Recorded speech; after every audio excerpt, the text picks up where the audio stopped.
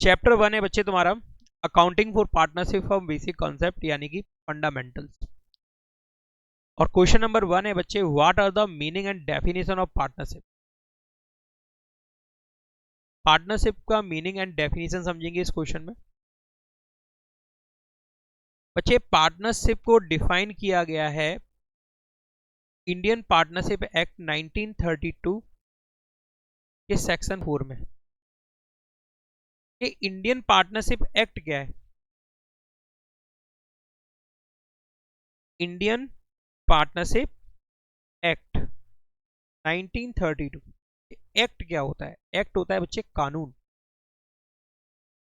और कानून बनते हैं अपने देश में पार्लियामेंट में। जब पार्लियामेंट में कोई कानून बनता है तो उसको अपन एक्ट बोलते हैं। और पार्टनरशिप से रिलेटेड जो एक्ट है उसको बोलते हैं इंडियन पार्टनरशिप एक्ट 1932, जिसका सेक्शन 4 डिफाइन करता है पार्टनरशिप को। Partnership is the relation between persons who have agreed to share the profit of business carried on by all or any of them acting for all। क्या मतलब हुआ sir? बच्चे partnership persons के बीच में relation है, वो agree हुए हैं बिजनेस को चला के। बिजनेस को चलाने का मतलब बिजनेस को ऑपरेट करेंगे वो, या तो वो सभी पर्सन ऑपरेट करेंगे या उनमें से कोई एक सबके लिए ऑपरेट करेगा। अब जब ऑपरेट करेंगे अपन बिजनेस चलाएंगे तो बिजनेस चलाने से क्या होगा? आपको प्रॉफिट होगा। अब यहां पे ये रिलेशन है वो किनके बीच में है? पर्संस के बीच में। पर्संस होते हैं 2 और मोर। तो जब प्रॉफिट होगा तो वो प्रॉफिट पर्संस के बीच में क्या होगा? शेयर बटेगा। इसको बोलते हैं पार्टनरशिप। पार्टनरशिप है रिलेशन पर्संस के बीच में जो कि एग्रीड हुए हैं, सहमत हुए हैं बिजनेस से होने वाले प्रॉफिट को बांटने के लिए। और वो बिजनेस जो है वो कैरिड किया जाएगा या तो सभी के द्वारा या उनमें से किसी के भी द्वारा, सभी के लिए, है ना। जैसे सपोज ए और बी 2 पार्टनर्स हैं, एक है ए और दूसरा है बी। और बच्चे वो चलाते हैं सीए फर्म। ए भी चार्टर अकाउंटेंट है, बी भी चार्टर अकाउंटेंट है। दोनों ने मिलकर क्या बना ली? एक फर्म बना ली। फर्म मींस एक पार्टनरशिप कर ली तो फर्म बन गई। अब उस फर्म का जो ऑफिस होगा उसमें ए और बी दोनों बैठे तो भी बिजनेस हो रहा है। बी नहीं है, ए बैठा हुआ है। कौन बैठा हुआ है? ए। तो भी बिजनेस हो रहा है। उस बिजनेस से प्रॉफिट होगा तो वो ए और बी के बीच में शेयर होगा। ये नहीं है कि हम बैठे तो हम ही लेंगे, क्योंकि क्या चीज है उनके बीच में? रिलेशन कैसी है? पार्टनरशिप की है। कैसी बच्चे? पार्टनरशिप की। तो इस डेफिनेशन में कुछ बातें आपको सामने आती हैं, जिसमें पहली बात है पर्संस। पर्संस का मतलब होता है पार्टनरशिप बिजनेस में मिनिमम 2 और मैक्सिमम 50 पर्सन इन्वॉल्व होते हैं। मिनिमम कितने? 2 और मैक्सिमम कितने? 50। यानी कोई भी पार्टनरशिप फर्म है उसमें कम से कम कितने पर्सन इन्वॉल्व होने चाहिए? कम से कम 2 और अधिकतम 50। अब वो मतलब उस बिजनेस में शामिल हुए हैं तो क्यों शामिल हुए हैं? कोई रिलेशन होगा ना। क्या होगा? रिलेशन, संबंध होगा ना आपस में।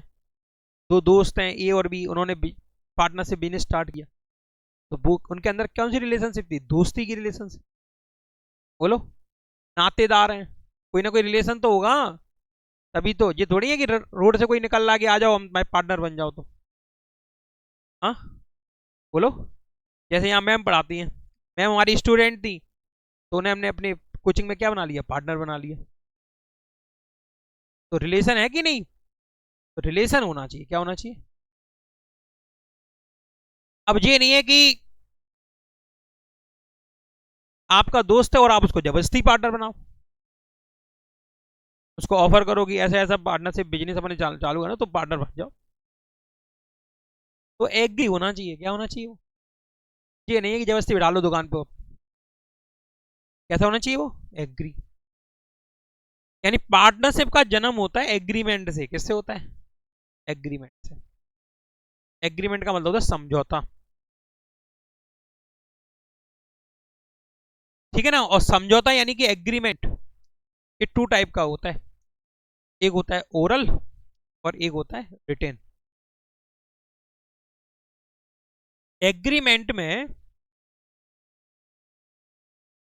जो पर्सन जो पार्टनरशिप में पार्टनर होने जा रहे हैं, तो उस पार्टनरशिप से रिलेटेड जो भी टर्म्स एंड कंडीशन होती हैं, वो या तो ओरली यानी मौखिक बैठकर आमने सामने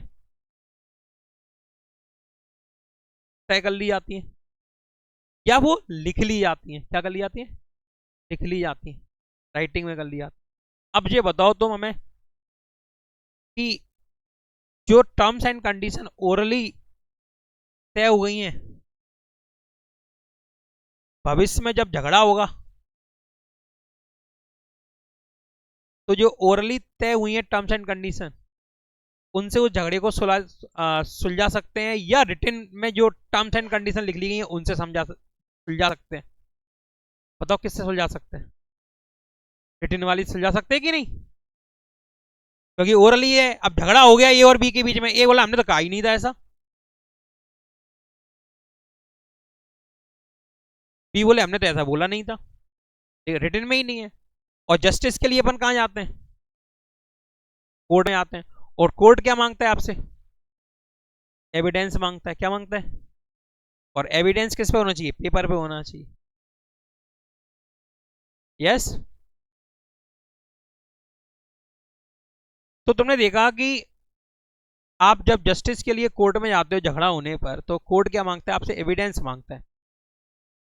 और एविडेंस ओरल जो एग्रीमेंट है वो तो किसी तरह का एविडेंस नहीं है। लेकिन यदि आपने वो टर्म्स एंड कंडीशन राइटिंग में कर ली है, तो वो रिटन एग्रीमेंट जो हो गया है उसको फिर रिटन एग्रीमेंट नहीं बोलते, उसको अपन बोलते हैं पार्टनरशिप डीड। क्या बोलते हैं उसको? डीड। और ये किसी ऐसे वैसे कागज पे नहीं लिखी जाती है, ये लिखी जाती है स्टाम्प पेपर पे। मकान की रजिस्ट्री कराते हैं, किस पे होती है? स्टाम्प पेपर पे। और जब स्टाम्प पेपर पे होती है तो उसकी नोटरी भी होती है, तो वो रजिस्टर्ड हो जाती है। उस पर गवाह होते कि नहीं होते? साइन होते हैं गवाह के। तो बच्चे, रिटन जो एग्रीमेंट होता है उसको अपन बोलते हैं पार्टनरशिप डीड। और पार्टनरशिप डीड के अपने एडवांटेज होते हैं, क्योंकि डिस्प्यूट होता है तो अपन जाते हैं जस्टिस के लिए कोर्ट में, और कोर्ट में अपन प्रेजेंट कर देते हैं भाई हमारे बीच में तो ये टर्म्स एंड कंडीशन थी। अब मिस्टर ए बोल रहे हैं ऐसा ऐसा ऐसा, तो लिखा नहीं है इसमें, देख लो आप। आपका वकील बोलेगा जज साहब के सामने, तो क्या होगा? आप जो चाहते हैं आपके फेवर में क्या आ जाएगा? डिसीजन आ जाएगा, जस्टिस हो जाएगा, न्याय हो जाएगा। आपका बिजनेस बंद होने की कगार पे तो वो क्या हो जाएगा? समझौते के बाद फिर चालू हो जाएगा। बात क्लियर? बच्चे, यहाँ पे एक लाइन थी कि कैरिड ऑन बाई ऑल और any of them acting for all. इसका मतलब तुम्हें मैंने पहले ही बताया था। अब टू और मोर पर्सन इन्वॉल्व है ना।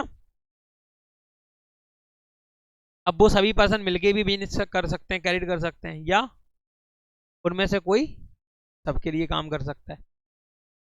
तो ये होगी डेफिनेशन किसकी बच्चे? पार्टनरशिप।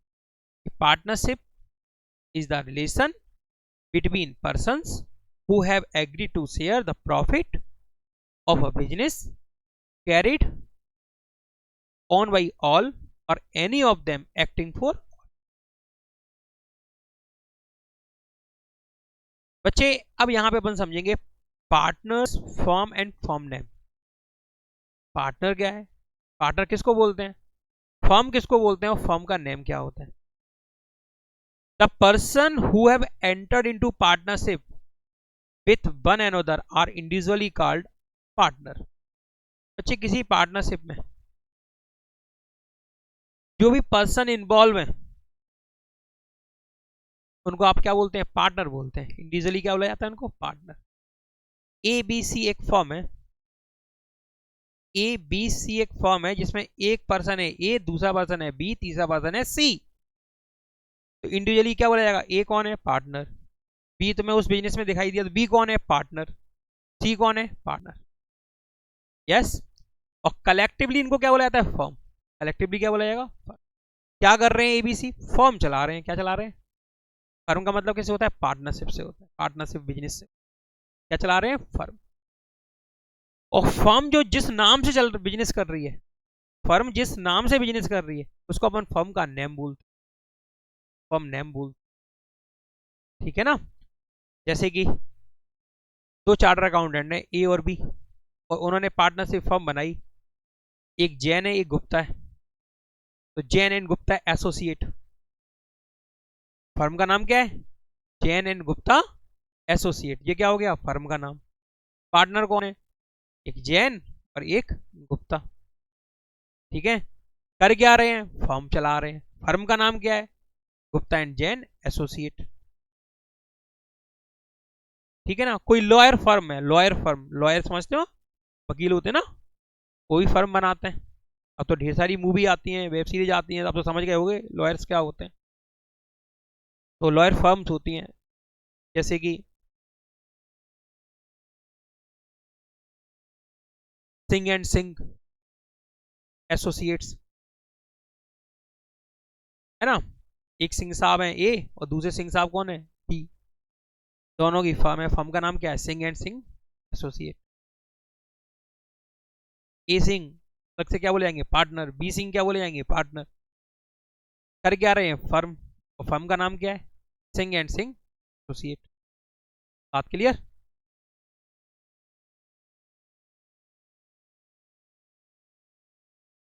लिखेंगे आप।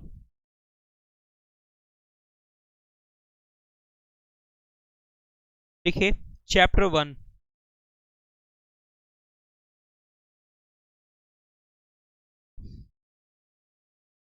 Accounting for partnership firms, basic concept.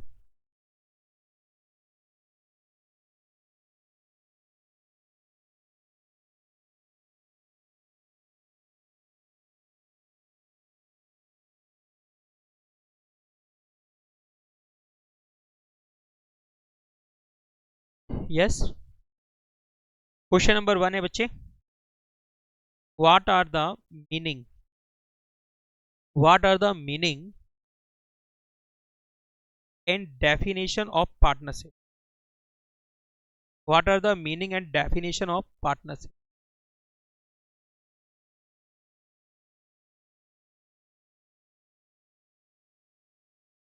What are the meaning and definition of partnership.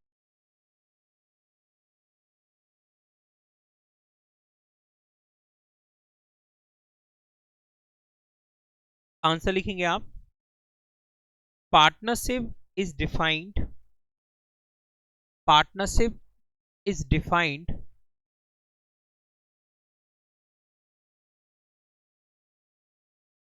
by Indian Partnership Act 1932. Partnership is defined by Indian Partnership Act 1932, section 4। आपसे ऑब्जेक्टिव क्वेश्चन में ही पूछ लिया जाता है इंडियन पार्टनरशिप एक्ट 1932 है कि 1956 है ना?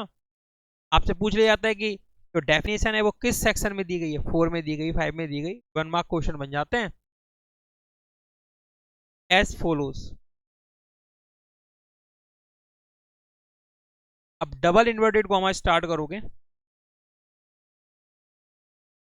और डबल इन्वर्टेड कॉमा लगाने के बाद आप लिखेंगे partnership is the relation, partnership is the relation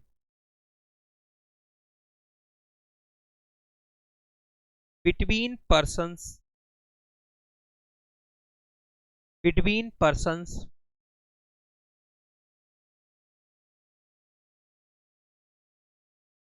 Partnership is the relation between persons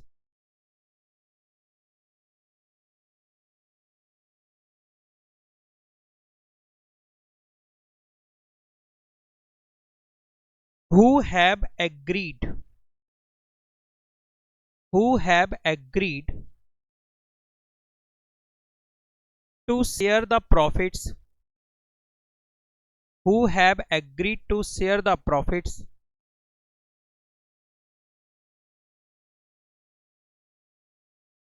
of a business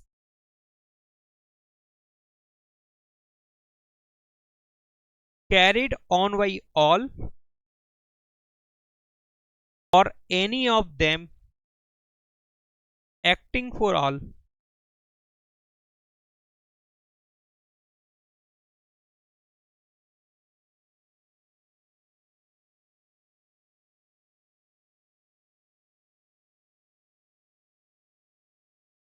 heading लिखेंगे partners firm and firm name partners firm and firm name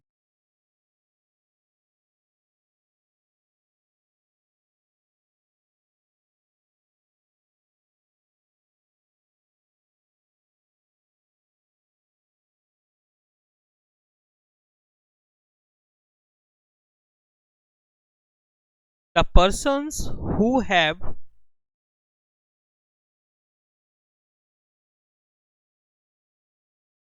entered into a partnership the persons who have entered into a partnership with one another are individually called partners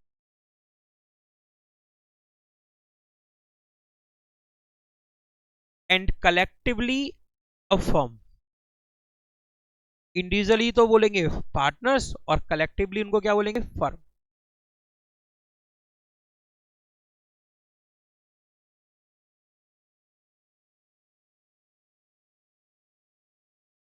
The name under which the business